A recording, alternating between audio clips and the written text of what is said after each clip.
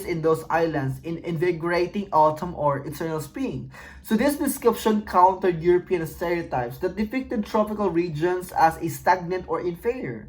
So the tropics were presented as a sources of energy, beauty, and human creativity. So Rizal also lamented Spain's neglect of the Philippines through statements such as, for example, it seems incredible that they have long been forgotten by Spain. And these critics serve as a reminder that Spain failed to recognize the potential, richness, and humanity of its colony. By invoking romantic memories of life in the tropics, Rizal emphasized emotional warmth, cultural sincerity, and a deep sense of belonging found in Filipino communities. And this sentiment appeared in lines such as tenderness, sincerity, and warmth of our Oriental customs evoke. So tears at the thought that such happiness is darkened by the impiety of those who purport of the ministers of God.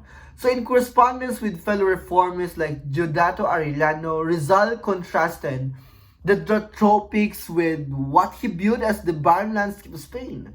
Describing European environment, he wrote that the sun has no warmth, the moon is devoid of splendor, and the mountainous country arid and deserted. So by nature, miserable and impoverished. So these descriptions reflected emotional disconnection, and especially during harsh winters, illustrating how climate influenced not only physical comfort but also cultural perception and national sentiment. So while Rizal defended the dignity of the Filipino landscape, another towering figure of the same historical period, which is General Antonio Luna, embodied the intellectual brilliance and revolutionary leadership born on 29 October 1866 class. So into a prominent family, and Luna demonstrated exceptional academic performance early in life.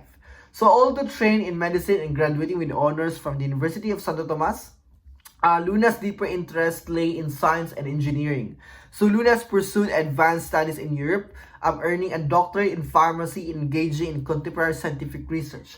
So his disciplined mind and rigorous training later translated into strategic excellence on the battlefield. As a military general during the Philippine Revolution, Luna became known for organization skill, strict discipline, and unmatched tactical insight. So the tragic turning point occurred in June 1899. Accused of conspiring against Emilio Aguinaldo as our first Philippine president here in the Philippines, and Luna was summoned to Cabanatuan. Upon arrival, he was ambushed and killed by Aguinaldo's own soldiers. This means this act of internal conflict marked one of the darkest moments of revolution. So Luna's violent death deprived the struggle for independence of its most brilliant military strategies and highlighted the visions that weakened the revolutionary movement. So through these writings and historical events, a clear understanding of the period emerges. The Rizal's defense of tropical identity challenged colonial narratives and asserted the richness of Filipino culture. And Luna's life and death revealed both the intellectual strength and Filipino leaders and the vulnerabilities created by political rivalries. So by understanding this kind of narrative, it shows the complexity of the 19th century Filipino resistance, rooted in climate discourse, cultural pride, scientific pursuit, and the ongoing quest for national dignity. Okay, so now let's proceed with the Spanish racial views and the fragmentation of Philippine nationalism. So during the Spanish colonial period, several writers expressed strong racial, geographic prejudice against Filipino people. Among the most influential were Padre Murillo Velarde and Gaspar de San Agustin, in our reference, whose works link climate to supposed character flaws. So these were writers describe Filipinos as being shaped by a cold and humid temperament, allegedly influenced by moon's position in the sky. So such description reinforced racial stereotypes that depicted Filipinos as weak, inferior, or morally flawed. So in their writings, Filipinos were even labeled the embryo of nature and the offspring of grossness, revealing the deep condensation class of embedded within Spanish colonial thought. So this type of climate-based racism formed part of the broader ideological framework used to justify colonial rule. So by presenting Filipinos as environmentally and biologically inferior, Spanish writers attempts to rationalize the need for foreign control and paternalistic governance. So let's try to discuss the historiography of Floro Kibuyen. So Floro Kibuyen critiques the fragmentation of Philippine nationalism. According to him, in a base sa ating PowerPoint presentation, as you can see right now, this fragmentation emerged from long-standing distortion in the interpretation of José Rizal's historical rule. Ibig sabihin, class, over time, the narratives created a false dichotomy between Rizal, the ilustrado associated with the educated middle class, and Andres Bonifacio, the proletarian, associated with mass-based revolution. So this artificial divide, frequently repeated by anti-imperialist historians such as Agoncillo and Constantino, contributed to conflicting views on nationalism and the nature of Filipino struggle for liberation.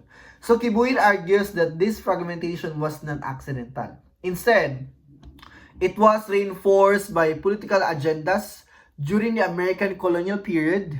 The American regime selected José Rizal as the official national hero. So, because Rizal's peaceful reform stance aligned with America's benevolent assimilation policy. So, by elevating reformists here, the colonial government discouraged revolutionary sentiment and promoted a version of nationalism that supported order rather than resistance. As a result, radical nationalists felt compelled to destroy the mythologized version of Rizal in order to resist American imperialism.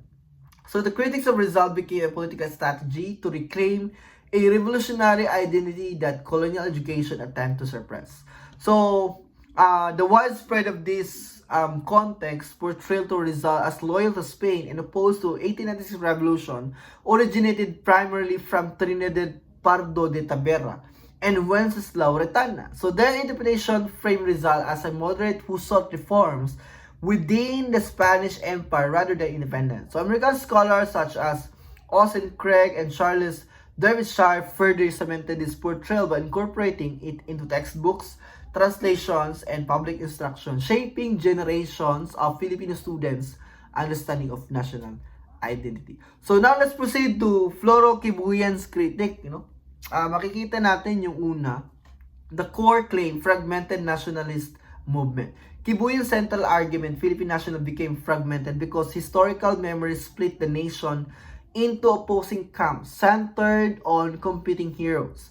This fragmentation did not arise spontaneously. Instead, a mixture of colonial constructions, post-colonial historiographical choices, and political agendas introduce political agendas by considering the narrative context that set José Rizal and Andres Bonifacio as an antagonist symbols rather than complementary figures within the same anti-colonial struggle. So the origin